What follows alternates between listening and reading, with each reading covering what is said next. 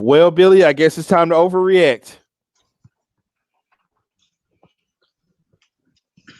No need to overreact, folks. Sorry, I was not focused there. No need to overreact, guys. Yeah. Allow me to be the No need first to one to overreact. overreact. Allow me to be the first one to overreact. Billy, this series is over. Game 3 was one of the games you couldn't lose. It was okay to lose this game, but win game 3 was which is what they needed. And here we go right here. It's over for the Mavericks. What we need for next year is to go deeper in the playoffs. And Rick Bum-ass got to go. Okay, we're already going off at Rick. This is why Billy and I don't get hype about THJ. Well, I mean, listen. It's like knowing the storm is coming. Everyone's going to overreact. Everybody's going to fly off the handle. Everyone's going to say the series was over. Just like apparently the Clippers thought their series was over when they went down 2-0. People just need to calm the hell down. The series is 2-2. It's a 3-game series. You've already proven that you can beat this team.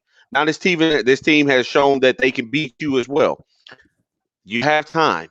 This series is not over. People just need to calm down. That's why it is called a basketball series. That's why it's listed as 7 games.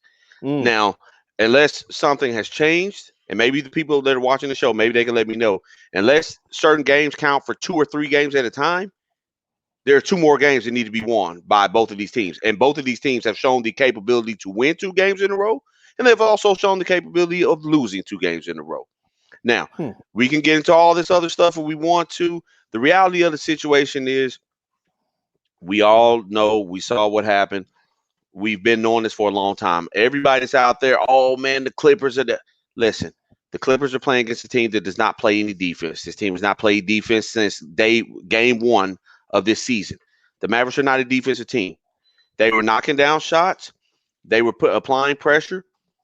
They win games. I say it all the time. When they're not, they do not know how to stop. I think the Mavericks, if I'm not mistaken tonight, I don't know if you had the numbers, Walt. I think the Mavericks went maybe 5 of like 30-something from 3, and they kept jacking them up. You knew that was going to happen. What made you think they were going to stop? Well, they kept jacking them up, and you know what the Clippers did? The Clippers said, you know what? Y'all want to keep jacking up shots? We're going to get the ball off the glass, and we're going to go, and we're going to give you somewhere roughly around 50 points in the paint. 50 plus points in the paint. And now I'm getting all the Bleacher Report things. Oh, Luka has nerve issue and neck. Listen, I don't want to hear any of that. I'm sorry. I don't want to hear any of that. No, you're not going for it. I'm not. Listen, I do believe he's injured. I do believe that. But what happened? I'm still trying to figure out, when did this happen? Was this from all that step back that he was doing? What caused this nerve injury? Because I didn't see him get. Wait a minute, you going off on step back, Jack? I'm just asking. I need to know what the issue is, because everyone's making these excuses. Oh, Luka was hurt. And I do believe he's hurt. I'm just trying to figure out, like, we complained all year long about somebody else being hurt. We complained all year long, and how convenient when we really need them. Ain't that what everybody told you, Walt? That's what I heard. When we need them, we don't have them. When we need them, we don't have them. Oh, how convenient. In the game that we have to have per everybody, here we go. Hey, Ryan. I'll answer this question for you. On August 1st, I'm going to San Antonio. I will be bringing DeMar DeRozan back with me on that once I come back. Don't worry about it. I'm bringing DeMar DeRozan back with him to fill if THJ is going to fill that hole. But I will definitely be getting the deal done. I don't understand what you guys are so impressed about with DeMar DeRozan. He doesn't help his team in any way. In no way does he help his basketball team. Yeah, well, he's gonna shoot those 2-pointers that the Mavericks obviously don't want to score. That's not part of the scheme. He won't get any playing time. Yeah, let's say that's not Maverick basketball. No. Yeah. He's not a good fit here. Yeah. Already hashtag not a good fit here. Everybody looked out. Everybody played basketball tonight. Didn't look like a good fit here. They were atrocious tonight. Wait, you say we need to trade the whole squad? You know what? No, in all seriousness, man, let's first start by giving credit to where credit's due. The Clippers have woke up. We knew they were going to. I called the Mavs to win in 4. Obviously, that's not going to happen. We knew the Clippers were going to wake up at some point. The problem with the Mavericks and the Clippers is not that the Clippers are doing anything out of the ordinary. The Mavericks just are really, really they're being They're we're playing showcasing how scared. terrible they are. Well, yeah, I would say. Well, I wouldn't even say they were playing scared, man. They just don't seem like. Dorian Finney-Smith had this look on his face all night to me that he was scared or worried. I'm like, man, shoot the ball. No, man. Look, his confidence is down, man. His confidence is down. But listen, when you're in the NBA, you're in the playoffs, man. You're not scared of anybody, man. Above all else, you're a man. You're not scared of anybody. Your confidence might not be high. Finney-Smith, he's not a great shooter. They're forcing him to do something that he's not able to do. Now he hits it in splashes or whatever, and in spurts, and we think it's okay. But you know what? Tonight was just a prime example of what our guy, the Kendrick, has to say all the time. Their other guys outplayed our other guys by a mile, by a country mile. And I mean from Nick Batum to Marcus Morris, sorry ass, to Reggie Jackson, sorry ass. These dudes are sorry, Walt. I'm here to tell you, they're sorry. And that's an indictment on this Mavericks team, man, because when you let a clown out there that's wearing a, as I was advised today, what you call that thing, a heat warmer on his head? Oh, no. Yeah, a guy with a heat warmer and some damn swimming goggles on to come out there and shoot a basketball on you like that, that's an indictment on you and some sorry-ass defense. He's not any damn good, Walt. He's not. He's not any good. All those guys that you're out there watching, I get Kawhi. I get Paul George. But you're letting these scrubs do things to you, man. Scrubs. Well, earlier, you're not gonna win. You're not gonna win like that. Well, earlier I told you that pretty much Tyronn Lue went with the whole let Luka get his and we'll just stop everybody else. And that's pretty much what he went with, and it's working. No, I wouldn't even say that, man, because the thing is, these guys are missing shots. Walt, there's a difference. There's a huge difference. Right, they're playing defense on it. They're playing defense on it. They're running. They're running them off the line a little bit. They can't nobody can get set. Nobody can get set and shoot that three. Well, I mean, and that's part of your offense. It shouldn't be these guys just standing around shooting threes. Dorian Finney-Smith would be great if he could do a back cut from time to time. They don't do it. Rondo or Pat Bev has been the best thing for the Clippers. I mean, I know I was trying to see the Rondo start tonight. If that was the case, I felt like that's what was a big piece of what happened tonight. Well, I don't. They didn't bring him off the bench. They didn't bring him off the bench, and they started him, I think. And Pat Bev didn't even play that many minutes tonight. Rondo. Yeah, Rondo didn't start tonight. It was Reggie Jackson, Batum, and a couple. Rondo definitely came off the bench, but he got the minutes that Beverly would normally get. It would be safe to say that. Pat Bev. I don't think I only see Pat Bev in there for like 2 or 3 minutes, and they took him out. Yeah, well, I mean, he doesn't do anything for the game. Yeah, they killed. They basically was like he's done this series. He's a scrub. Yeah, he's done. He's a scrub, and that's exactly why he'll kill the Mavericks, because we like to let scrubs get off. Let's get over here to the low lights tonight, because they can't be highlights. Yeah.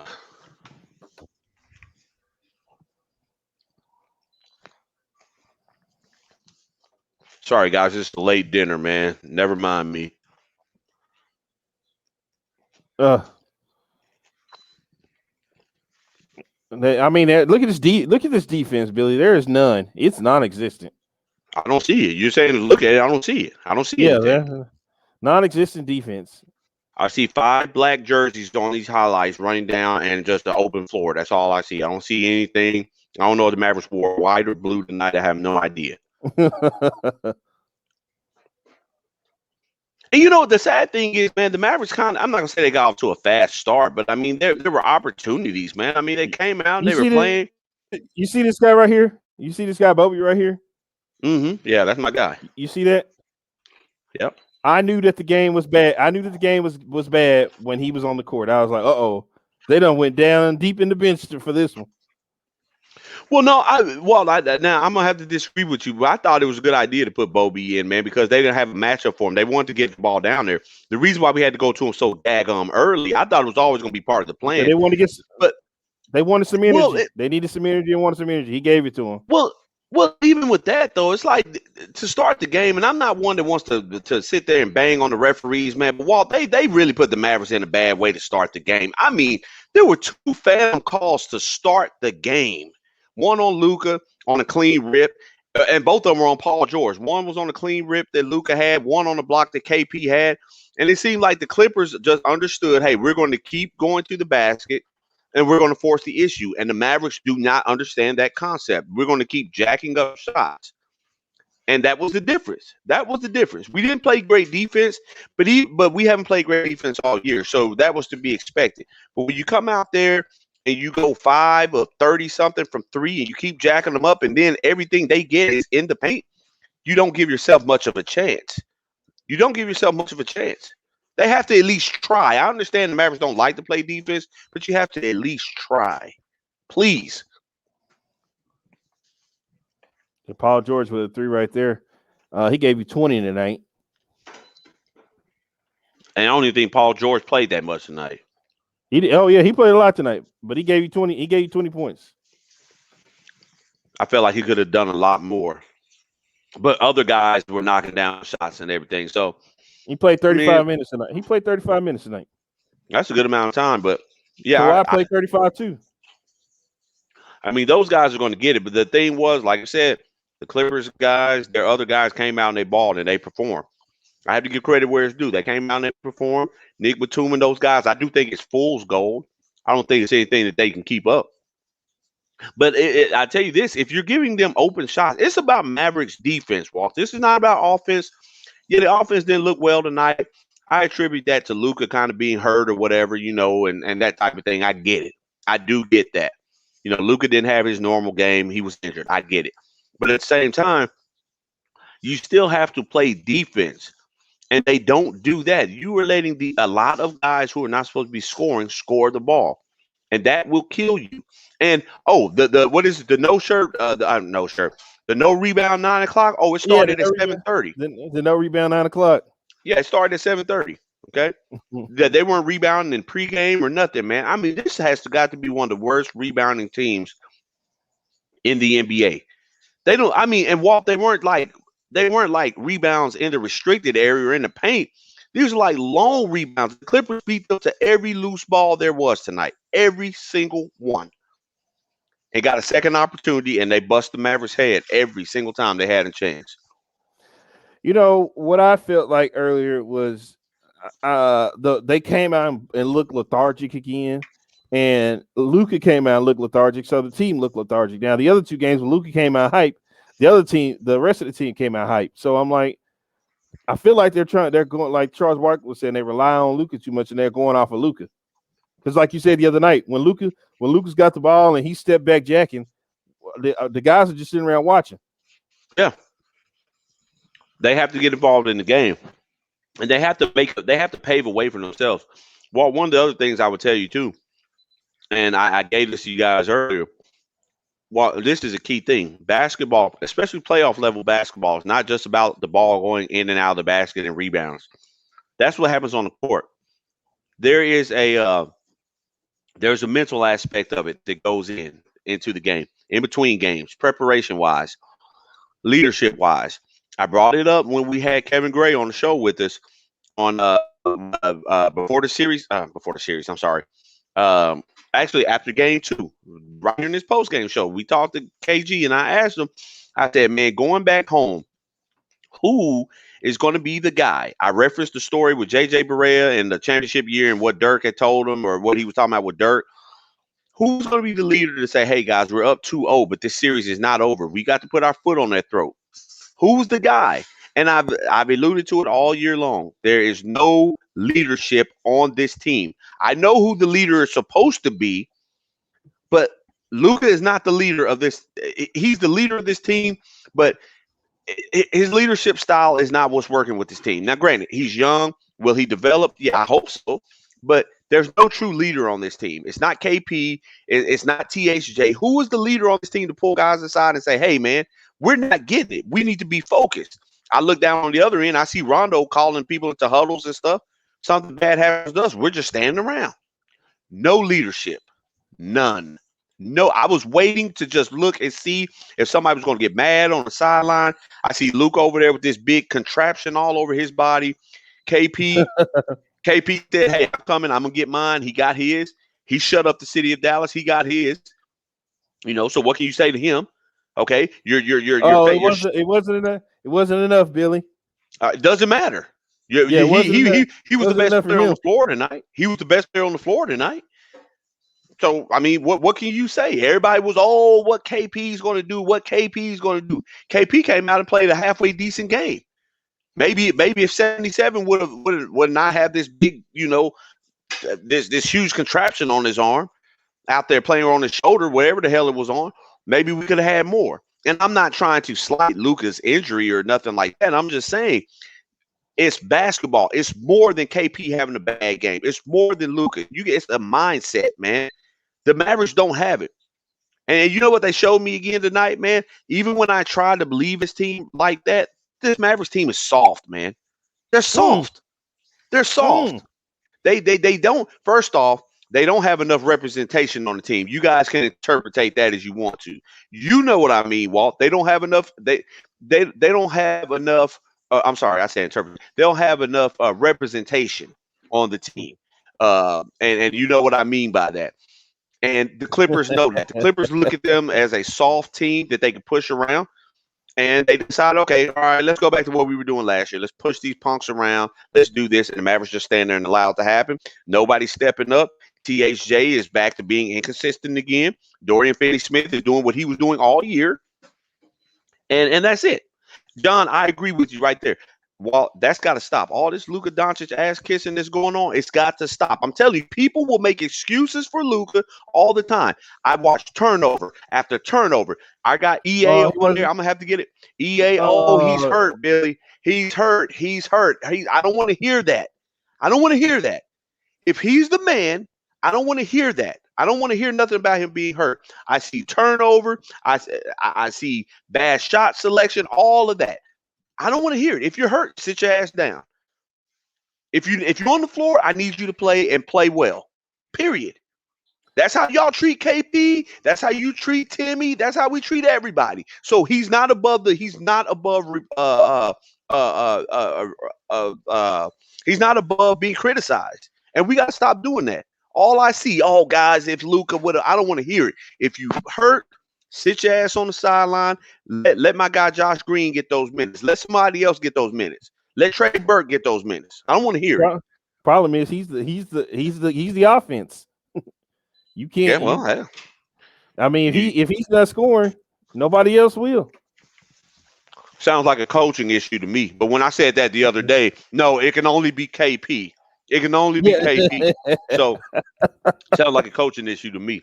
What are you doing? Are you trying to get Rick Carlisle fired right now? I'm not trying to get Rick Carlisle. I like Rick Carlisle. I'm just smart enough to see what's going on this floor, and it's not good.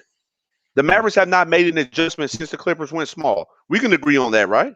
Yes, we can. Yes, we can. What adjustment have they made to fix that? Well, it's like I was saying earlier, and the guy who's in here, I'll bring him up in a minute. But I was explaining earlier, the problem with Luka is that 44 he had. Mm-hmm. It's almost like they almost paid. The team paid for that a little bit because yes, the 44 was good, right? But it sacrificed. It sacrificed other guys' game when he was doing that. Exactly. If he was going to do 44, his 44 had to come within the flow of the game, and his 44 came. It went above the game. Like it was all about him, and everybody else just watched. Pretty much. Pretty much. And my thing was that this game they had to come out. He had to come out and get everybody involved early. Yeah. They did that with KP in the beginning, and then what happened? They went back to that Luka should start jacking up shots. Well, he didn't. I wouldn't say jacking up shots, but I noticed that they did do this night. They ran a couple plays with him off the ball to try to get him going. I noticed that they did that. So I'm proud they did that. But if he's gonna be hurt like that, yes, do it. But I've got somebody here who's who you were just talking about here. Bring my guy in. Yeah, here he is right here. EA. You said you wanted to clear something over him, but here he is. I just want to hear what he's gonna say. Yeah, Mr. Zod is here. Walt, can I ask you a question, Walt? Yeah, go ahead. When are we starting that Cowboys post-game show? I don't know what you're talking about, sir. We starting? Are we getting ready for Cowboy season? What's going on? I don't know. Right now, I'm focused on the Mavericks, sir. I don't know about any Cowboys post-game show you're talking about. Yeah. Oh, we're still doing Mavs stuff? Yeah, we are. Oh, I saw the game tonight. I thought it was over. Well, So Billy's I interested to know assumed- he wants to know what your excuse is for what happened out there on the court tonight. By the way, for some reason, when Billy talks, I can't hear, so it's great. I don't need to hear what Billy needs to say anyway. We've heard him saying a bunch of nonsensical things. Here's the thing, and it's very simple. Mavs are a jump shooting, 3-point shooting team. When we can't make our shots, we're kind of fucked. It's that simple. And Luka Doncic, well, he is actually pretty damn hurt. And Billy, I don't know what kind of I guess he didn't watch Game 3, because if you watched Game 3, you would have noticed that towards the second half of the game, he started holding his shoulder a lot. He was kind of like dragging it around. He gets pretty damn hurt in Game 3. It's a pretty serious injury, actually. Actually, they were talking about it on the Ticket post game show just now. Oh, They didn't God. know how bad it was. Cheap plug. And I'm just saying they're talking about how actually bad it was from what their eyes are. There was a huge contraption on Luka's shoulder. So if he doesn't get healed up in the next 2 days, it's done. This team cannot go anywhere without Luka Doncic. They need him. He is their leader. But I don't understand Billy's understand. Oh, we Kiss and John Brown, whoever that guy is, talking about. Oh, I'm sick and tired of that's my guy, John Brown. Yeah, we're kissing his ass because he's a top 5 fucking player. When Didn't look like it. Ass, we talk Didn't about look like it. We kiss your ass just like we did Dirk. Stop it! I'm so sick of it. Billy over here trying to like talk shit about Luka and trying to defend KP's ass, and I was the biggest KP guy, and you're trying to defend KP. His key word was Billy. What I want to know. What I want to know. I don't know why I can't hear Billy for some reason. I can only hear Walt. So he says he can't hear you, Billy. This, guys. Oh, I'm on. I'm on. We have one shot. It's Game 5.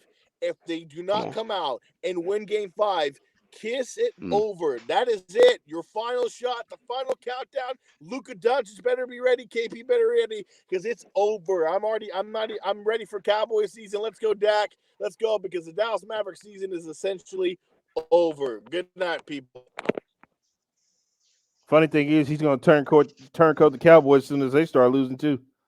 Well, as much as I enjoyed that long and very very belligerent sounding soliloquy that he just offered up there, but the reality remains the same. People got to get off Luka Doncic's ass like that, man. That's the bottom line. Listen, I like Luka, but see what he didn't bring up. He's telling me about all these different type of things and all that stuff. You're talking about all that. What about the free throws, Walt? What about the free throws? 13 from 35 from the line, as Mitch Daniels is talking about. I do know 12 in the 36. Each one, that's like 33%. So he's shooting like damn near a little bit over 35% from the free throw line. That's your superstar. That's top 5. That's top 5. The anointed one. That's what y'all are telling me. And I like Luka. I'm just pointing out, we got to stop sitting there. It makes me sick to my damn stomach that we're supposed to be fans of a team. Instead, you guys are out here parading around for Teflon Luka, and I don't understand. Like Teflon Don. If he doesn't play well, he just flat out doesn't play well. I understand. I don't give a damn about what those guys are talking about over there on the ticket. To hell with those guys. I don't care about none of that. Reality. Watch the game. Watch the game. In order to understand what's going on here, this isn't about hating Luka. I'm telling you, John, my boy John, no, man. Ain't nobody trying to hear that damn shit. Y'all got to stop doing this type of thing, man. I'm not in any way saying that the Mavericks' failures have been on Luka Doncic. Luka Doncic is clearly, hands down, the best player on this basketball team. That does not mean he is above ridicule. It doesn't mean that he's above criticism. Luka turned the ball over early in the game. He doesn't find KP when he's rolling to the basket. He doesn't do it. He gets in the lane and he gets into this thing where, I don't know if you noticed this, EA, this is for you.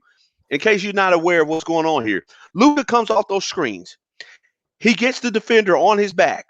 Instead of just attacking, getting to the rim, drawing a foul and doing that type of thing, he's trying to get these guys to ride on his back and all that and wait for the perfect pass. Dude, it's not necessary.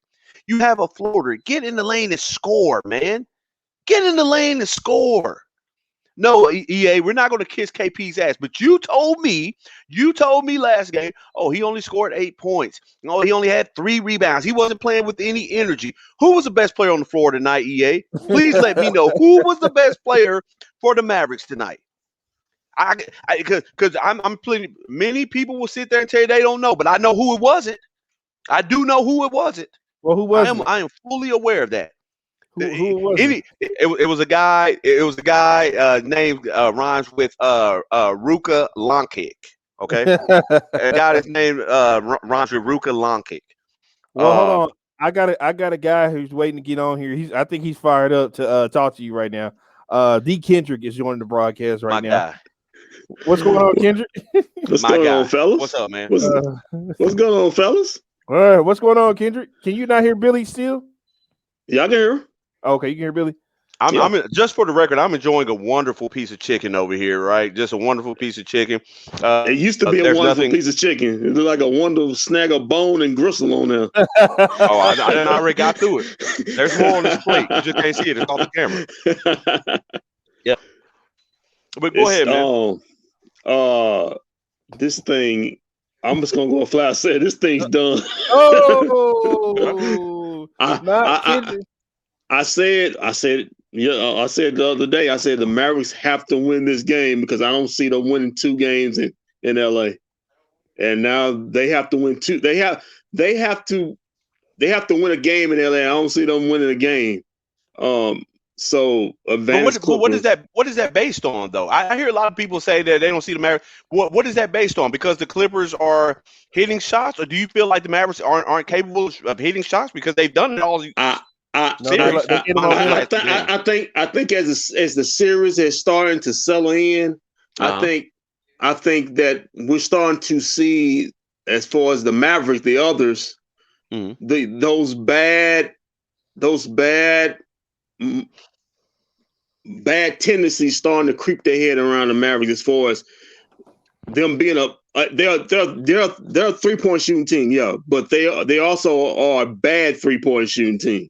They're not a good 3-point. It's not like a bunch of 45 to 50% 3-point shooters. I'm not going to sit up and say, boy, Dodo's a great 3-point shooter, or Josh Richardson's a great or Max is a great 3-point shooter. They're a 3-point shooting team because that's what the system says they are. That's what how they play, but they're not a good 3-point shooting team. And if this team can't hit the shots, they're not going to win ball games. They certainly hell's not going to win on the defense end. Because they are average. They're a below average defensive team at best. And I thought I tweeted Walt. I said, and if you look at Rick Carlisle, he started panicking. He started panic coaching early in the series, early in the game, because he looked like he wanted to get thrown out. He looked like he wanted to get a tackle off of that foul on KP. And I said, they're not going to change that call because he did hit him in the head. I don't know why he even challenged it, but it looked like he kind of panicked. And like Walt said, once you start putting Boban in there, then you really grasping for straws. Then you're grabbing right. You're reaching. And Rick knew it. Rick knew it. Hey, this team is not hitting shots. We don't have pretty much of a prayer. And don't tell me they put him in there to make a difference in the game, because they put him on for like 2 minutes and took him off. 2 minutes took him out, and then put him back on for 2 minutes and took him off again. I kind of got pissed with that because you putting him. Okay, now you messing with KP's minutes. Okay, because KP came on for 2 minutes, then you take him out. Boban, if you look at the second quarter, it actually happened. They went in. Boban went in for about 3 or 4 minutes, take him out, then KP went in for 3 or 4 minutes, took him out, put Boban back in. I'm like, what do you do? What are you doing? But regardless of the fact, Kawhi is being Kawhi. PG woke up, and the others are for the Clippers are outplaying the others for the Mavericks. And if that's going to happen, they don't got no shot. They just don't, because there's not a.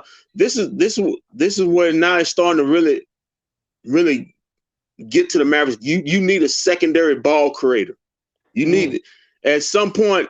What they're doing is they're content with letting Luka try to get his, but they're That's not going. That's exactly what I told them. I said they basically went with the motto of we letting Luka get his, and we're just gonna shut down everybody else around him. But Ty Lue saying they're gonna play tight defense because they don't believe the others. Once you get to their shot, aren't they good to even create their own shot? I mean, I saw 2 or 3 times where Dorian, Maxey, and Jay Rich all had clean drives to the basket and either turned it over, fumbled it, or just turned it off, passed it to another shooter that was getting contested on a jump shot. So it's a personnel problem. I mean, if they're hitting the Mavericks, if they're hitting the shots, they're fine. If they ain't, they don't have a secondary thing to go to actually create offense for themselves. Did you see what the Clippers were doing tonight? They were running the Mavericks off the 3-point line. Running them off the 3. As soon as they got the ball to step up and shoot a 3, was somebody right there. And you think anybody who can actually have handles, Dorian, Jay Rich, you can sidestep and go to the basket, but they can't because they can't dribble. So then what you had to do was just pass it to the next guy who was getting closed out. Then it was literally 5 guys around the 3-point line, just passing around the 3-point line, hopefully to get a shot. The only 2 people that would drive the ball was Luka and Hardaway. Hardaway stopped throwing the ball. And Hardaway, and I don't know what's happened to him, man. Hardaway's a streak shooter, man, a streak scorer. He was on the first 2 games, and now he's been harboring. I said this team goes. Man, we had to talk about this. This team goes not as Luka goes. This team goes as Tim Hardaway goes, because if he can't, he's that scoring punch. If he can't get his shot, they pretty much can't beat anybody. Yeah, I mean, well, and this is exactly why I was telling you guys earlier in the year. I can't get on board with it, man, because I can't trust it to be there for me. We talk about KP and we talk about all this not being available due to injury, so on and so forth, and all that stuff. That's fine, but at the same time, I tell you this, man. What difference does it make if you're on the damn floor? You're still not doing anything. It's the exact same thing. So I'm looking at it like this. THJ, I'm not going to sit here and say that he hasn't been, good for us in the playoffs, but he's been bad the last couple of games. He's going to have to find it. He's going to have to find it. But maybe get back. Go ahead. This is from Mike Bacsik. This comment right here is from Mike Bacsik. Oh, appreciate it. Mike, I like your points too, brother. My favorite 105.3, the fan host. There you go. There you go. I'm with you, Kendrick. Series is over. I was explaining to Billy that they've lost. The momentum is lost. Like you look at, I saw a look of concern in everybody's face tonight. I saw Rick Carlisle panicking on the side. That's when I knew this bad thing happened. When you got Rick Carlisle who don't show really much emotion, the times you see Rick Carlisle showing really much emotion is the time you need to worry. That's when the Mavericks really they aren't doing that good, because when that guy starts showing emotion, starts screaming at refs and starts screaming at anybody he can look at, it's pretty much done chicken for the Mavericks. Listen, you can't win 2 games up there, have all the them, and just to lose 2 games right back at your own. That just takes it out of you, man. But remember, I takes it out of you. I don't know if you was watching this in the studio the other night. I said the Mavericks do not play good at home. They do not play good at home. For some reason, I don't know what it is. They just do not play good at home. Well, then they don't play good defense anywhere. They don't the problem with this team is defense. It's not the damn offensive side of the ball. It's the damn defense. That's what kills the Mavericks. Tonight it was offensive night because that's one game out of a whole damn year. This offense is not the problem. It's the damn defense. Billy, we had a conversation. That has to go. Billy, I told you, we had a conversation. At the end of the season, I said Dorian, Jay Rich, Maxey, their defense was starting to slip, and nobody and people on my Twitter page. Well, who is this guy here? MFL, big time Mavs fan. Oh, you don't know what you're talking about. Dorian's a top 10 defender. I said, what the hell are you looking at? He actually told me, he had to put on my Twitter page. I didn't know. Oh, Dorian's a top 10 defender in the league. Jay Rich is a top 20. I said, I wanted to block him, but hey, MFL, big time Mavs fan. You don't know what the hell you talking about. And that's me on the broadcast. I told you to come on the broadcast so I could see you.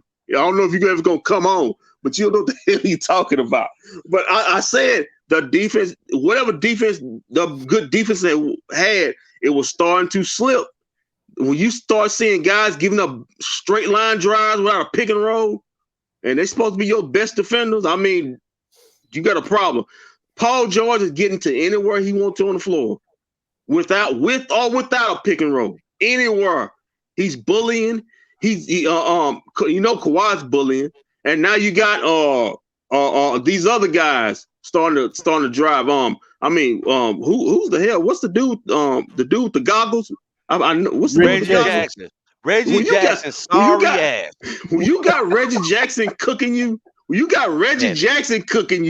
Detroit Piston, Reggie Jackson cooking you, then you got a problem. You got a serious problem with your defense. And until the Mavericks figure that out in the offseason, because they ain't gonna figure it out this series, they're gonna continue to have the same problem of being a poor defensive team. Well, go ahead, Billy. No, I was going to say, man, it's funny because I heard you, Walt, all year. You were like, oh, well, Josh Richardson, we should have kept Seth Curry and Seth Curry 3-point shooting and all that different stuff. That's all fine and dandy. At the end of the day, that does not win in the playoffs. That's not what it is. You have to have defenders. It furthers my point. They got the better deal out of it because they needed somebody to defend. They would be getting cooked even furthermore if Seth Curry was out there. And 3-point shooting comes and goes. That's something that we do know. We have watched basketball long enough to know 3-point shooting comes and goes. You can be hot as fish grease, and then you can fall off. What sustains is defense. The Mavericks don't do it. They gave up almost, if I don't have the numbers in front of me, but I know they gave up at least 50 points in the paint tonight. Paul George, all they were doing was layups. It was a layup drill. It was a layup drill. It was a freaking layup drill today. That's it. So let me make sure I got this right. Go ahead. You're saying that Josh Richardson, who has given you all of maybe what did he give you tonight? Josh Richardson. I don't care about his scoring. That's not what we needed him for. Hold on. He's on the floor shooting like they need him for that. He's going to the basket and doing stuff. So when the ball comes to you, what are you supposed to do? That's the system. Exactly. Right, That's the system. Right, you're right, Kendrick. But let's not act like that. But last year, I mean, they had the number one offense with Seth Curry. That's fine. Like they didn't. And they were abysmal defensively. Same way. Two things was missing in the playoffs last year: Brunson and Porzingis. That's why they lost the playoffs last year. Oh, so it had nothing to do with them defensively. Well, they didn't have it. They lost two key players that they got now. I understand but their offense was still good. Walt, they got those two players on the court. Yeah, and they got two more players added on their team, and it's still the same thing is still going. It's bullet ball going straight to the rim. I'm not disputing that, but they got rid of. They don't have Seth Curry. Is my point. They took away another 3-point shooter, and they said, "Oh, we're gonna go defense." The purpose of getting Josh Green was for defense, and they don't play it. They don't play it, guys. I'm not trying to be politically PC, but it's like we arguing over who's the tallest midget here. Josh Green, Seth Curry. It's not either one. If you mold both of them together, they still wouldn't be a complete player. At the beginning of the season, they said their reason for giving up Seth Curry was because they were going defense.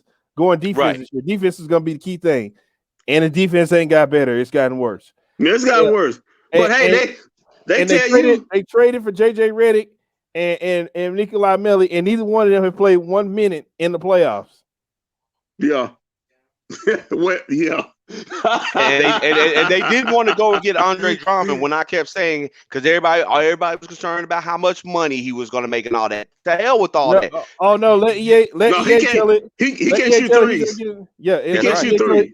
Let EA tell it he was going to get in Luka's way of getting those rebounds. Yeah, and of course that was stopping those triple doubles that Luka did. Hey, he can't shoot threes. He can't spread the floor. He can't shoot. He can't play here. He can't take a guy out the 3-point line and shoot. So he can't stay. He can't play here. You know, because they got to have 5 guys that can shoot threes at the same time.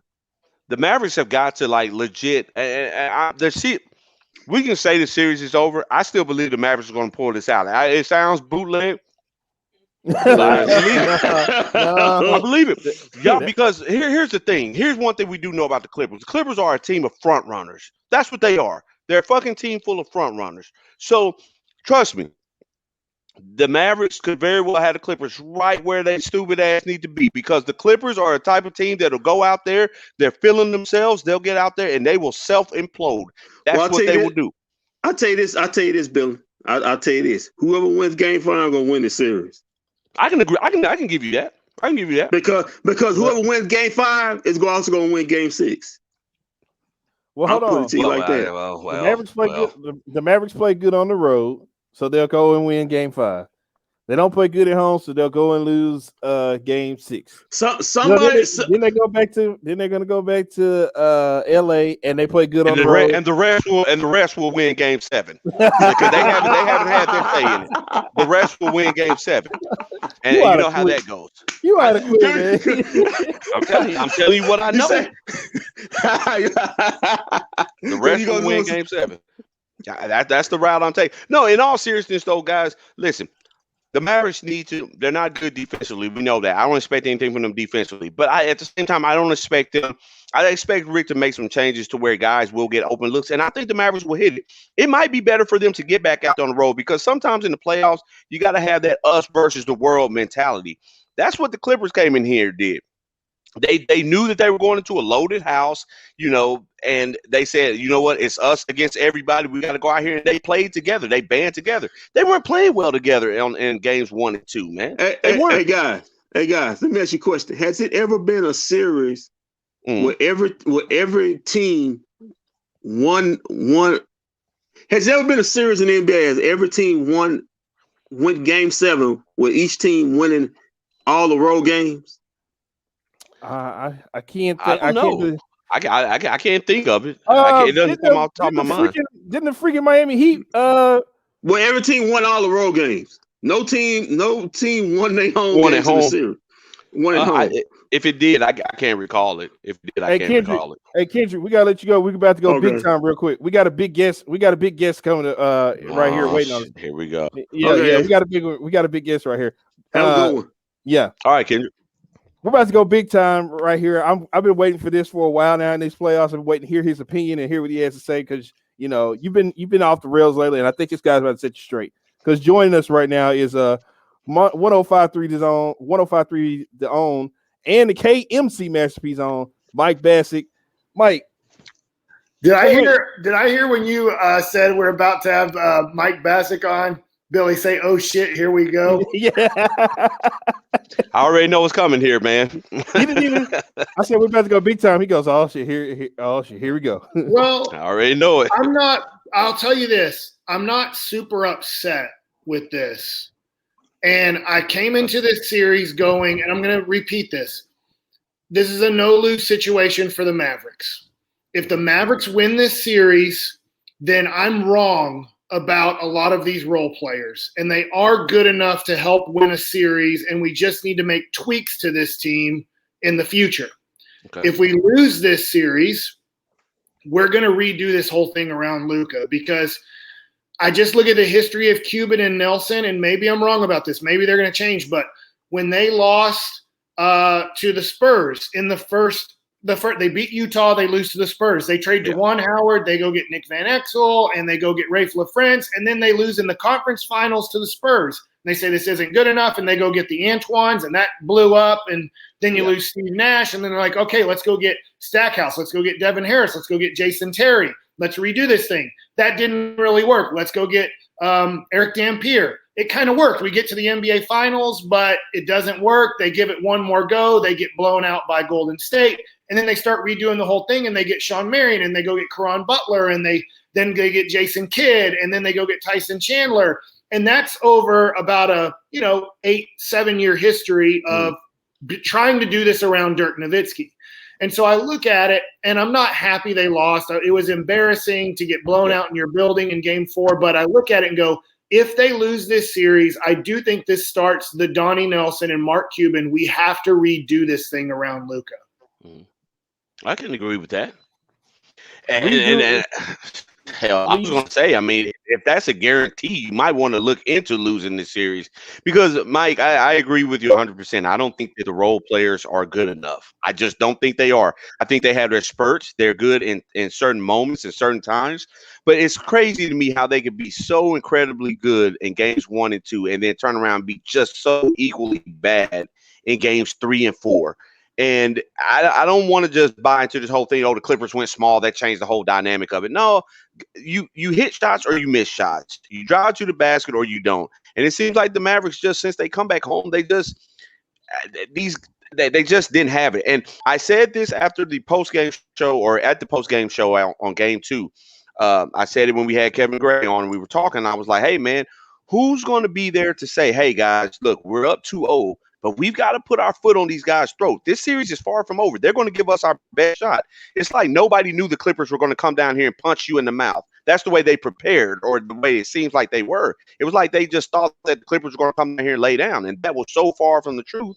And now we have a tied series. Remember when KP said we celebrated too much? I thought that was the guy who was going to step up and say, let us know what's going on. He did come out and say we celebrated too much in the game. We ain't done yet. You never know what's going to turn a series. And, we were crushing Tyronn Lue after 2 games, right? He doesn't know he's doing this. And now it looks like, oh, man, Tyronn Lue is doing some great things, and maybe Rick Carlisle is maybe struggling to make adjustments. I do think Rick Carlisle is hampered by lack of talent on the team overall, and I love the guys. I think that they're great guys, and I want them to prove me wrong when I say those things. I think that those guys, Dorian Finney-Smith and Maxi Kleber, are great guys off the bench for 15 to 20 minutes a night on championship teams. But we have to play them a lot more. We don't have guys that can overtake those spots. Willie Cauley-Stein, he's not really a guy that should be in NBA playoff games. But we're having to try to figure out what to do to try to get some minutes because guys need rest. Right. And so, I guess the point is this. I just wonder this, guys, in hindsight. When you're up 30-11 with 7 minutes to go in the first quarter approximately, they took Luka out for rest, and then it became 32-27, I believe, when he came back into the game, if I have the exact moment he came back into the game. I just wonder, Billy, to your point of they did stomp on him, and then they took Luka out, and everything changed. And hey, hindsight's 20/20. I bet if you ask Rick, he'd say, God, now that I know they go on a 17-2 run, I would have just left Luka in the whole first quarter, wore him out. But if we're up by 18 or 15 after 1, let's just say they're up by 15 after 1, and then I take Luka out for 6 straight minutes, maybe that's enough of a demoralizing thing that after 1 quarter we're up 42-27, let's just say. And now we feel like we do have huge momentum, and I got to get Luka rest at some point, but I can't. I got to run this. I got to run this streak up 30-11. I got to run this and see if he goes for 20 in this quarter. And I'm sure Rick would say, God, now that I know that all the momentum was lost the moment I take Luka out, I would have left him in for the whole quarter. Right. Wouldn't he have known that in game 3 because he did the same thing and they went on a run on him? Yeah, I guess you do have to get Luka rest. The one thing, there's multiple things. And Billy, you're right. He's worse than Shaq right now at the free throw line. Shaq's a better free throw shooter. Yeah. He has to work on that. It's funny, to start the year, and Donnie Nelson laughed me off. We had him on to start the year, and I said, hey, I was watching film of Pistol Pete Maravich. And Pete Maravich is one of the greatest shooters of all time in basketball history. And when he shot a free throw, he did not stand at the line. He stood 2 steps behind the line, and he stepped into it. It was a 1-2 step shoot, so he could get his rhythm of a shot. He didn't want to just stand at the line. And I asked Donnie Nelson about that. Hey, have you guys ever looked at Pistol Pete Maravich and thought, with the way Luka shoots free throws, that maybe stepping into it, having rhythm into and they're like, hey, dumbass, you're a baseball player. Let me guess. That's crazy to think something like that, right? Absolutely. Yeah, I'm like, I get it, but in baseball right now, there's a lot of things that I'm not totally agreeing with, but there's a lot of different things they're trying to see if they actually are better than doing it just the old way. And I'm like, Luka can't shoot that way from the free throw line. I think at this point it's proven. Maybe he'll get better, but Like, try a different rhythm, try a different pattern. But that being said, at this point, it's very tough because I do think we're limited on talent. And, I mean, they're sitting guys like Beverly now doesn't play. Yeah, he didn't play at all. Right. Like, how much like 1 or 2 if minutes. Beverly got put onto our team, what would Beverly get? 25 minutes a night? Yeah, he'd be starting somewhere, I'm sure. He'd He be doesn't even starting. Right. So, Well, it's tough. True. Mike, I don't know if you noticed this or whatever tonight, but they did go with sets where Luka was off the ball running down court. Yeah, I think there was injury there with him, and then I think he's. This was the other thing too. He has to get in better shape. There's 2 things. I think you're right, Walt. This whole season, they have to take him off the ball some. You know, Charles Barkley said it at, I think, halftime. He's just like, man, like they asked Luka to do everything on this team, and I think that part of that is he does have to do everything. The talent around him, like Billy, when I was listening to you earlier, is I agree with you that, man, KP needs to get the ball more in situations, and I think that you were blaming Luka for that. And I can see your point, but literally there's times where Dorian Finney-Smith threw it right to Nicholas Batum trying to get him the ball. There were times earlier in the series, Jalen Brunson, and maybe because at Villanova, I'd have to watch, like they probably don't run any post offense at Villanova in college basketball. And it's not like you do a lot of post offense in high school. And he's a smaller guy. He can't feed the post. And Porzingis can't. Their game plan in Villanova was to get Mikal Bridges the ball and shoot the 3.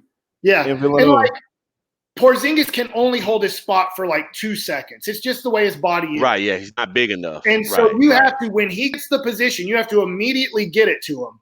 And Luka can, but to your point, Billy, he's reluctant at times to immediately give it to him. And the other guys just can't pass. I mean, Hardaway's a bad passer. Dorian Finney-Smith's a bad passer. Kleba's a bad passer.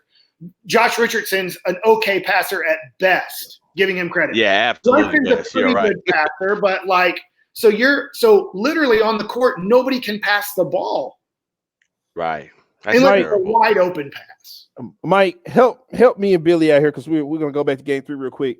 Now, me and Billy feel that Luka in game 3, yes, he scored 44 points, but we felt like the team suffered in that 44 points. And what I mean by that is he was so hot that they gave him the ball, let him go. Whereas the point is KP and Tim Hardaway couldn't get in rhythm, which is why I feel like they lost game 3. I hear you. I had unbelievable seats. I was like center court, front row, right behind the tarp. Oh wow. Man, how much money they paying you at the fair? Good God, man. Listen, that costs, you got to take care of over there. I got to carry this chips real quick. I'm in his pockets, Billy. And being there, you could see the frustration of Rick and I would say Luka with Porzingis, that at times they gave him good looks and he didn't seem to want it. And then he was short on some shots. And then to start the third quarter, he got beat 3 straight plays defensively, and Rick took him out for Willie Cauley-Stein with about 6 minutes to go in the third quarter. And Porzingis just didn't seem to want to engage. And it was ticking off Rick, and it was ticking off Luka. You could this is where being at the game is. And Walt, I know you used to be able to do all this. Is when you're at the game, you can kind of see the bench, and you can see the body language of the players and what's going on. And so for some reason, and I thought KP did a nice job of engaging in this game. I thought his energy and effort was there tonight. Unfortunately, it wasn't there at all for the Mavericks as a team. And I just felt like watching that game up close, I don't know what it was, but Porzingis just didn't want to engage in it in game 3. And you could be right about that, but Hardaway's a streak shooter, and you have to live with these guys. I know he's not J.R. Smith, but you have to live with J.R. Smith. When you have J.R. Smith, you have to live with, at times he's going to give me 30. At times you're going to go what the hell, dude? And I know what are you doing? Hardaway doesn't make the mental mistakes that J.R. Smith makes, but he is going to keep shooting no matter what. And he's just a street guy, and hopefully he gets hot in game 5 and 6 and we can ride it. And then for Porzingis, hopefully he plays like he played tonight. The only thing about Porzingis is, and I'm not a Porzingis fan, I wish I was more of a fan of him, is I don't think he can dominate a basketball game for a 5-minute stretch the way like Paul George has done. And I'm not a huge Paul George fan, but like we need like Porzingis to dominate a stretch the way like I'll just go to Jason Terry with Dirk. The way Jason Terry all of a sudden for 5 minutes you're like, holy crap. And Hardaway can kind of do that off of passes. But I just feel like for Porzingis, I want him to dominate more. I want more from him, but I just don't know if he has the ability to give you that. Mike, before we let you go, is the series over? Oh, I agree with – I'm sorry because you're Kendrick, right? Kendrick was great. Yeah. I enjoyed listening to Kendrick. I think Game 5 is it. I don't think this is going to go 7. I do think whoever wins Game 5 is just going to go ahead and win Game 6. So I'm leaning towards yes, the Clippers are going to win Game 5 and win Game 6, and we're going to look at it and go, yuck, this looks like the NBA Finals of 2006 where we won 2 and then everything just went. That's what I was saying. Yes. But I do remember, or this could look like 05 against Houston, where you lose your 2 at home, win 2 on the road, and then the home court stays. Game 5, Mavs win. Game 6, they get beat pretty bad in Houston. Game 7, they blow out Houston, and that could be the case in this series where LA might win Game 5 and feel like because they are a team that kind of you're like, what the hell was that? They could just come to Dallas and go, we don't need to play hard in Dallas. Let's just win Game 7 at home. And so it could go that way. But I think Game 5 is just such a huge game. And to Kendrick's point, I don't think it's ever happened in the NBA. But in 2019 in the World Series, the Astros and the Nationals, nobody won a home game. Right, I remember all that. 4 games on the road, and the Astros won all 3 games on the road. But I don't see that playing out, that like you win in LA, lose in Dallas, and win in LA for the Mavericks. Well, the Mavericks don't play good at home. So I can see them going to LA. I can see them going to LA and going to LA and winning and changing things. Well, like I'm trying to be like I'm disappointed. I'm upset, but I'm trying to be look, I hope that if they lose, this is where Mark and Donnie say we can't keep this team. We can't run this same team out there next year. Question. Okay, because after these 2 games, everybody was, how you like Rick Carlisle now? Rick Carlisle this. What happens to Rick Carlisle if he lets the Clippers come back and win this series? I think he has such a tight relationship with this organization that I think he's the head coach. And I do think this. I don't think you're getting upset by the Clippers. The Clippers were the biggest favorite, I believe, in the Western Conference by Las Vegas. So out of this series, and everything changed when you won the first 2, but going into this, Vegas saw this as the biggest mismatch in the Western Conference. Right.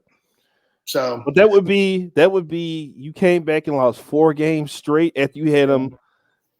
But I guess with Rick, I would say I was surprised we won the first 2. I actually picked us to lose Game 1, and when we won Game 1, I thought, well, we'll probably lose Game 2, and we won. And then I stupidly said on Friday, I think we're going to sweep at home. A lot of people said that. I said that too, Mike. So don't worry about it. But maybe everything can change. This is Steve Nash said this. I'll always remember this from Steve Nash, and maybe somebody else said it before him, and he was quoting somebody else. This was back when he was with the Mavs. And he said, when you lose a game in the playoffs, everybody thinks that you're never going to win a game in that series because what's going to change? It's the same 2 teams playing each other the next game. And then when you win, you never think you're going to lose because you're like, we beat that team and we get to play them the next game. It's going to be the same story. So as bad as this was, maybe it was good the Mavs got blown out. Maybe instead of it being close and saying, oh, man, if we just do this or that, maybe it's like a huge wake-up call and they give it their all Friday or Wednesday night and we find ourselves shocked that we went to L.A. and we've won 3 in L.A. and we're coming back home. So playoffs are tough to predict. These teams are somewhat close. I do think they have more talent than us. They obviously have way more experience. But maybe we'll get lucky on Wednesday and we'll feel a lot better. Mike, I've said this before, just real quick, and you hear it across the sports platforms all over. You learn more in a loss than you do in wins. And this Mavericks team, after getting their ass kicked tonight the way they did, I think that Rick is going to take these guys back to the drawing board. They're going to have to figure out something, but it's just something about when you take a loss, man, you don't want to, but you learn. You have to go back to the drawing board and figure out what's going on here. And maybe might be wishful thinking here, but maybe the Clippers get a little arrogant. They've been known to do that over the course of the year. They definitely did it last year. Maybe they get a little arrogant and think, okay, we got these guys right where we want them, and the Mavericks come out, sneak one, and all they have to do, no matter how bad we think they are at home, if they get one in Game 5, man, they got to come home and be just good one time at home and get a W, man, and shut this thing down and move forward. But only time will tell, man. I do know this. The games do have to be played out there on the court. They're not played on paper. They're played on the floor, and so we have a chance. This series is tied at 2 games apiece. Let's see how it works out these last 3. Well, and I know this probably won't work, Walt, and it's a dangerous thing to do. But maybe you start flopping because Kawhi and Paul George are bullying their way to the basket. And we're trying to stay in front of him. We're trying to go with them, Kleba and Dorian Finney-Smith, and just fall down like that. I don't know. That could be a horrible strategy, and you give up uncontested dunks. But maybe when they do that first bully, the second one they do, just totally flop and see if the refs will fall for it. Well, I'll tell you what I'm interested in, Mike, before I let you go. I'm interested to see how Rick Carlisle is going to coach against the fact that the Clippers are – when they go small, that lineup is pretty much used to run them off the 3-point line, and it's working. So I'm and for a team that only shoots threes, I'm wondering what he's going to coach them to do as far as going to the basket or hitting 2-pointers.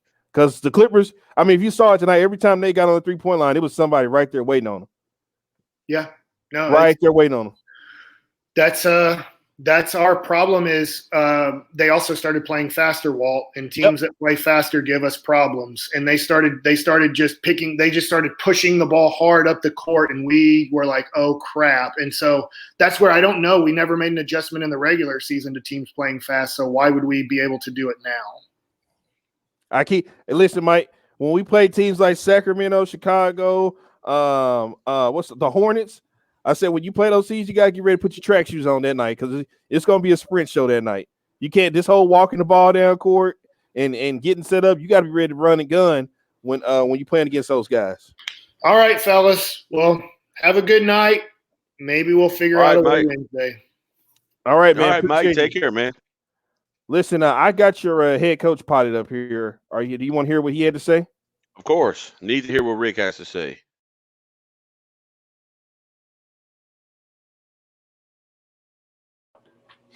Okay. Yep. Go ahead. Okay. As badly as it went, I saw a lot of positives in the game. So like I was trying to do the right things. We had a very poor shooting night and had some good looks. We've got to work at defending better. That's obvious. That's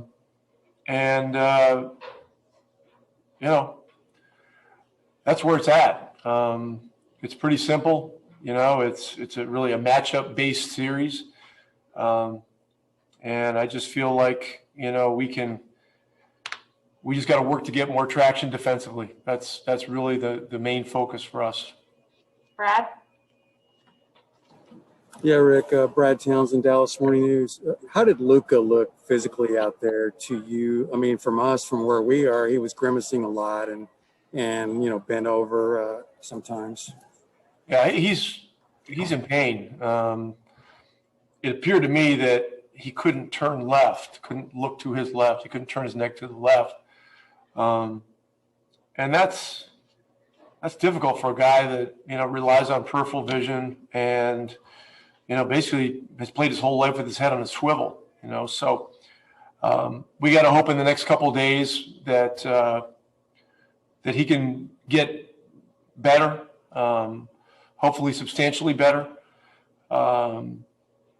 There is a 2-day break between games, which is a positive in this case, and it's a positive for both teams if you got guys beat up and banged up, which I'm sure both teams do on some level. But his neck issue certainly contributed to a 9 for 24 night and him having some real unusual struggles. Tim McMahon. Tim McMahon, ESPN. Rick, what are the biggest concerns that you have about the way you match up or the way that they're attacking you when they're small and you guys are on the defensive end? Yeah, look, they've got two great players that are just putting their head down and basically trying to go through us. We'll look at the film, see where we can do better. And yeah, look, the first two games we won were very high scoring games. We scored a lot. They scored, one game they scored 121, the other scored 103. I mean, those were high scoring games. From a process standpoint, we just got to stick with it offensively. I mean, we had a lot of looks that we liked. We just got to keep stepping into them, with force, and we got to work at the defense. Leonard's a great player. George's a great player. They got great shooting. It's a challenge. Tim.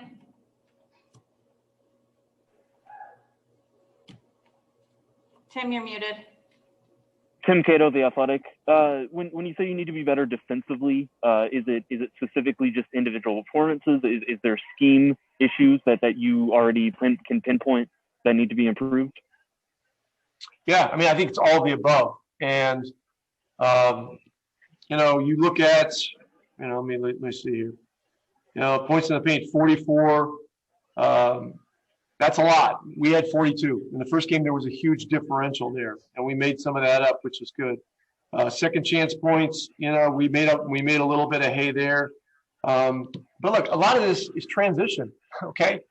They had 17 transition points, and we had 4. And look, in a playoff series where transition points is really one of the few ways you can get easy baskets, when you go minus 13 in that area, you really put yourself up against it. So defense is always going to start with the quality of shot that you get.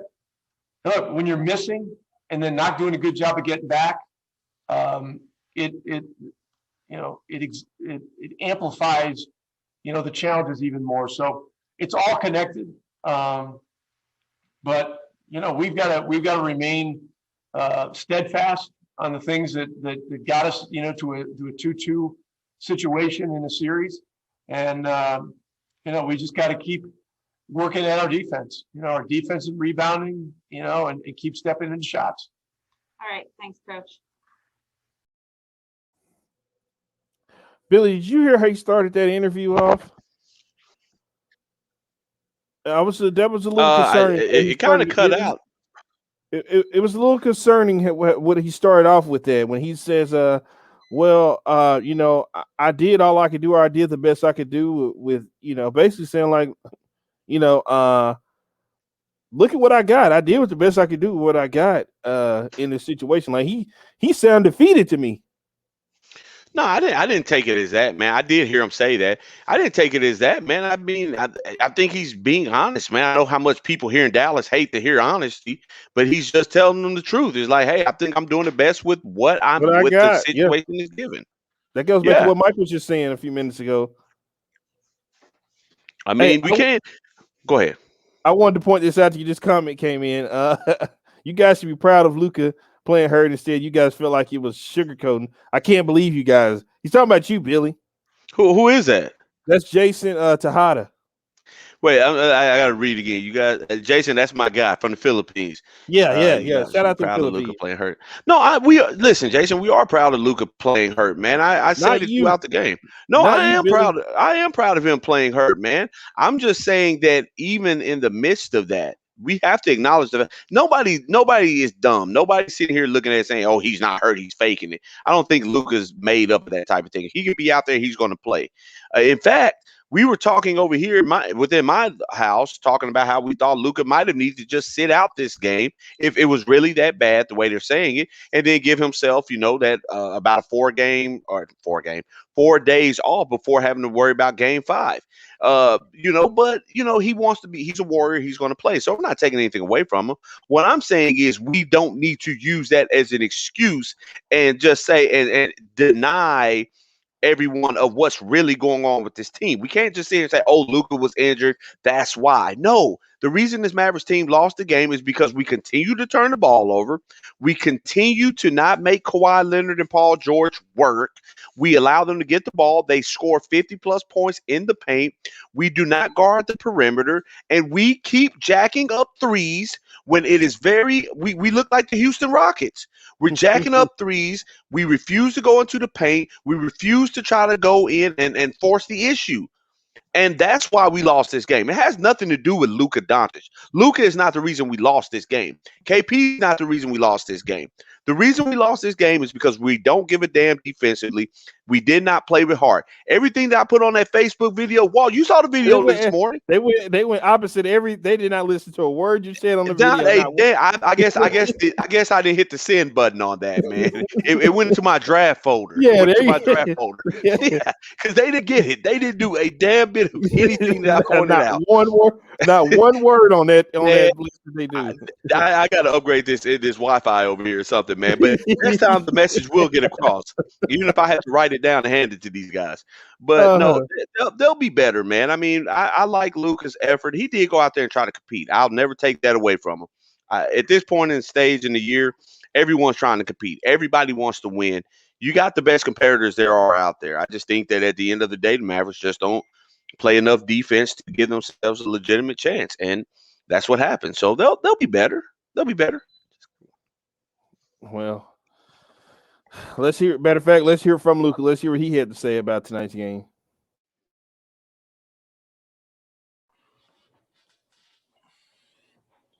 All right, Luka, we'll get started with Callie. Luka, this is Callie Kaplan with the Dallas Morning News. How was your neck and your arm feeling tonight? We could see you kind of grabbing at it and in pain at certain points, but how much did you really have to be fighting through, and how did that feel? I don't think that matters right now. We lost by 20, and injuries are part of the basketball, but I was 100%. But I played terrible, so we just got to move on to the next one. Tim McMahon, ESPN. Luka, you threw a cross-court pass. It looked like it really bothered you. Where is the pain, and are there certain things that makes it flare up that are difficult to deal with? I mean, the pain is like neck and then the nerve down. I don't really know how to explain that, but it felt way better today morning than yesterday.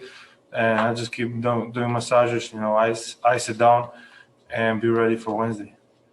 Okay, we'll move on to Spanish with Claudia. Luka.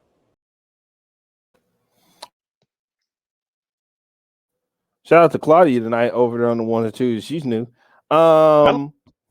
That old Claudia thing looks like, man. I like to know. It sounds very spicy. Get out of there. Very spicy. Get out of there. That's all I can tell you. Get out of there. I'll leave it alone. I'll leave it alone, guys. So somebody asked me earlier, and this is what I said Luka have. I don't know if they don't want to come out and say it or if they don't want to diagnose it. Luka has a pinched nerve.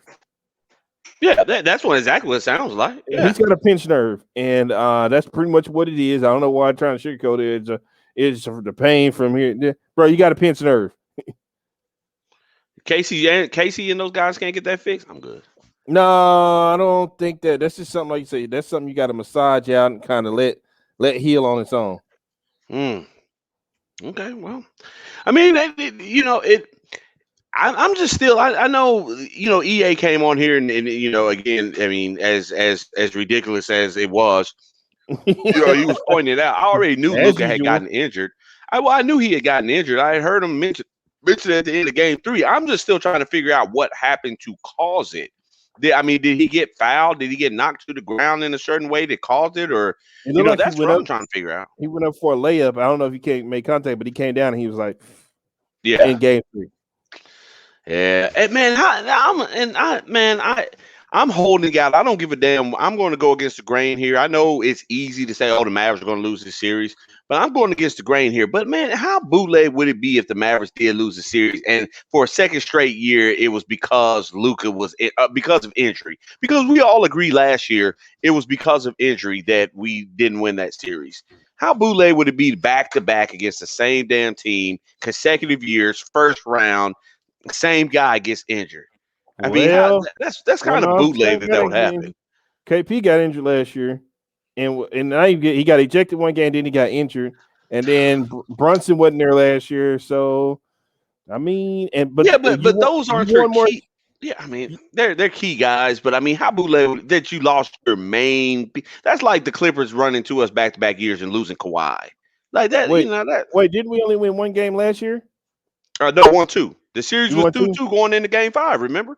Okay, 2-2 going into Game 5. So same scenario again. So we're here again.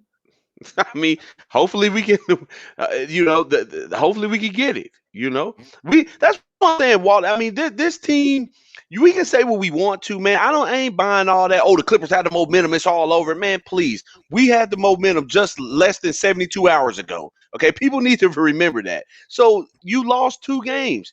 This is a team. You're the underdog. Keep in mind, you are the underdog. Okay, so you won 2 games that people will say, oh, maybe you shouldn't have won. But you know what? You did win them. So it doesn't matter. At this point, it's about Game 5. I don't give a damn what's on paper. I don't give a damn about you because you know all the things. You know what we're going to hear on Game 5. Oh, this is the must win because, 80% of the teams that win Game 5 go on to do. Man, I don't want to hear none of that shit. It's basketball. It's what happens on the floor. Okay? I don't care about all those numbers. All that's out the window. And that's the way the Mavericks got to look at it. If they win the game, Walt, it counts for 1 game. They still have to win another one with 2 left to play. If they lose the game, then they just make it more complicated on themselves. They have to win 2 games. I believe the Clippers are a team that is capable of imploding. I think that Luka is the type of guy, and he's made of the right stuff to come back and compete at a high level. I think those other guys are going to be ready. I think they're going to be tied together on a single string this upcoming game, and I think they can come out there and get Game 5. I don't care about what just happened. We got to throw that away. We have to go out there and play this next game, and we have the opportunity to. So let's take the opportunity and make the most of it. Well, I've got the man of the hour, the man who you said was the best player on the court tonight, potted up. We got Kristaps Porzingis right here, your guy, because this is what we do. Porzingis, big stops. Easy night. Unmute. All right, Kristaps. We'll go ahead and get started with Kevin Gray. Kevin Gray, 105 through the fan. KP, this team over the last 2 games, and the Clippers have scored 90 points in the paint. What do you guys have to do individually and collectively to create some more resistance as far as their paint scoring is concerned going forward here? Good question. We gotta look at the film on the rotations. How we're doing that, and they're really good at kicking the ball out when we're doubling and just moving it around the perimeter, and then we run them off the 3-point line, and then they maybe drive, and there's a paint attack, and they're able to score in the paint. So we got to look at how we can take some of those away, and but overall, we know we can do a better job on both ends. Tonight was a below what we can do in terms of shooting, but it's okay. On to the next one. Okay, we will move into Spanish. Eric.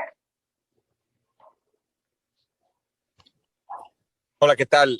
KP, Eric Mora de Telemundo Dallas. ¿Qué tanto le afectó al equipo mentalmente, psicológicamente, el saber que Luka Doncic no estaba al 100%? ¿Fue eso un factor realmente desde el principio del partido? Yo creo que no.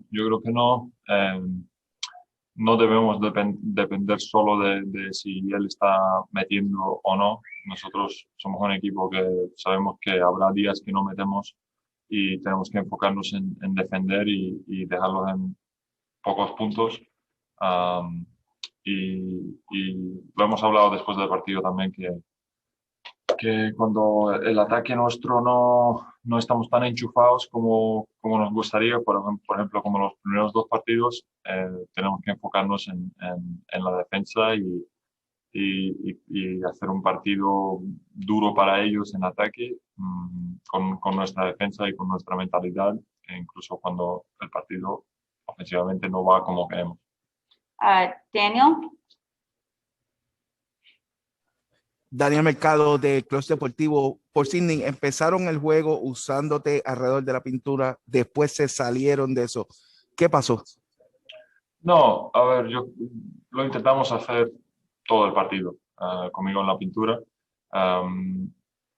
Algunas jugadas, es todo un poco, ¿cómo se dice? Random. Es un poco, estamos intentando crear situaciones. No son jugadas específicas, sino son situaciones y cuando hay cambio, pues intento ganar la posición dentro para utilizarlo para meter o para sacar la pelota a mis compañeros para tiros abiertos. Y a lo mejor en la segunda parte no tuvimos tanta oportunidad para hacerlo, pero es en lo que estamos enfocados y intentar crear ventaja desde ahí. Okay, thanks, Kristaps. Thanks, everybody. We'll talk to y'all later. Well, Billy, I did that for our Spanish peeps who were up late with us. I let them hear that video. But yeah, man. Real quick, I just got to know from you, what are they going to do, man? The Clippers are running them off that 3-point line, man. What are they going to do in Game 5? What can you tell me to try to get me back on board? Because right now I just don't see it. The Clippers have figured it out. The Clippers haven't figured out anything. The Mavericks are their own worst enemy right now. I'm here to tell you, the Clippers, what the Clippers are doing is nothing. They haven't done anything profound or anything like that. This is a Mavericks issue. I mentioned it before. This team doesn't do things to help themselves. We get in our own way. Like I said, well, there's a certain level of competitive nature that you have to have. It was one of my keys that I put down earlier, man. It's about an attitude. It's about a disposition. This Clippers team has come in here and has punched you. You did the punching first. You came out in the first round. It's like Walt, you know that the big bully is there. You walk over to their blocking. You punch them in the mouth. Now you can't expect them to just lay down. They're the big bully. They're the big bully. They're going to try to come back and fight you. The Clippers have accepted the challenge, and they're fighting back. So it's on the Mavericks now to realize, okay, hey, what are we going to do? Now, basketball-wise, it's very, very simple. This is not a hard concept. Guys, get to the rebounds. I know we're not the better rebounding team. I get it. But Walt, a lot of those rebounds that the Clippers were getting were effort rebounds, man. Effort rebounds. There's a difference in just having big 7-foot guys that can get up and get boards for you and stuff like that. That's one thing. But you know, for all the threes that are getting put up, they say it all the time: long shot, long rebound. Get after it. Get those loose balls. You got to get to them. You got to, when you get down there, how many layups did the Mavericks blow tonight? It was like they demoralized their own selves. I saw a setup earlier in the game where I believe Josh Richardson and Dodo, both of them were just killing the Clippers on the board. They were getting extra shot attempts, just couldn't put the ball in the basket. You got to score those. And it's like when you're putting in all that energy down there, jumping for second and third rebounds, and then you still blow it and they finally get it, you're exhausted. You're not going to run down on the other end. And you know what? Nick Batum gets a wide open 3 in the corner. Reggie Jackson gets a 3 in transition. They've got to just clean it up, Walt. This Mavericks team has what it takes to beat this Clippers team. They have it. They got to find a way to get out there and to bring it out. Just like people talking about the Mavericks and how they shoot, the Clippers aren't going to keep shooting at this incredible clip. They're not. They've caught on fire as of late. They're not going to keep doing that. The Mavericks start getting after those guys, start doing what I say, which is when Kawhi Leonard or Paul George, either one of those guys are on the floor and they're just out there by themselves, why not double them and run them off, get the ball out of their hands? They do it to Luka. Why are we the only ones that choose to play one-on-one with these guys? Because we don't have anybody fast enough to step up off the double team.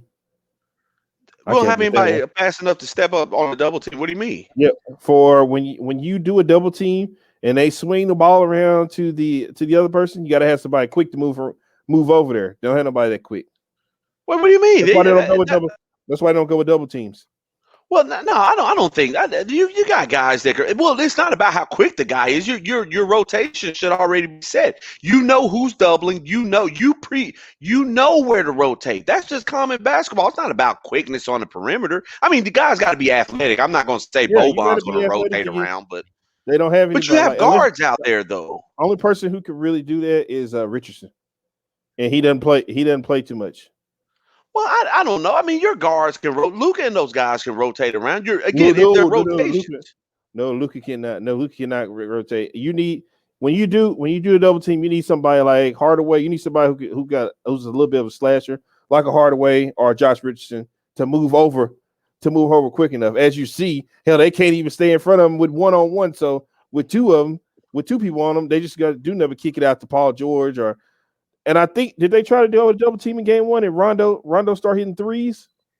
Yeah, I mean, Rondo's hit a couple of threes. He's still a terrible shooter, but I mean, he's hit a couple of threes or whatever. I think they've been more timely than anything. I mean, I don't know where people got this idea that Rajon Rondo is some type of shooter. He's knocked down a couple of shots. I mean, I let him shoot at the end of the game. No, and before the series. Cuban was like, "Oh, we want him to shoot a lot." And then game one, he knocked down like 3 or 4 threes, and we're like, "All right, well."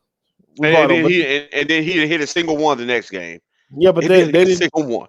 They didn't. They didn't draw that up. Game two, the thing. I think they really figured it out that taking Pat Bev off the court and either starting Reggie Jackson or having him. Just keep Pat Bev on the court was a no-no, and they got rid of that, and that's kind of actually helped them out tonight. Well, all I know is that when it comes down to Game 5, man, the Mavericks have just got to clean up the trash that they have just laid around or whatever. There are opportunities to attack this Clippers team or whatever, but it's not. They got to understand it's more than just shooting a three. You also have the ability to go to the basket, guys. It's not that you can't. It's not that you can't. This is Kevin Gray. It's hard to get rebounds when their Clippers ain't missing layups.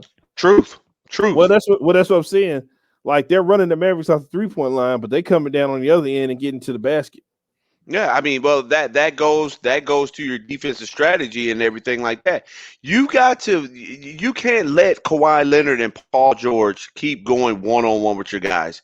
You got to get after them, get the ball out of their hands. A 3-point shot is always less likely to go in than a damn layup. This is just common knowledge. This is nothing hard that we need to figure out. I don't care about them getting hot for a 5-minute time frame.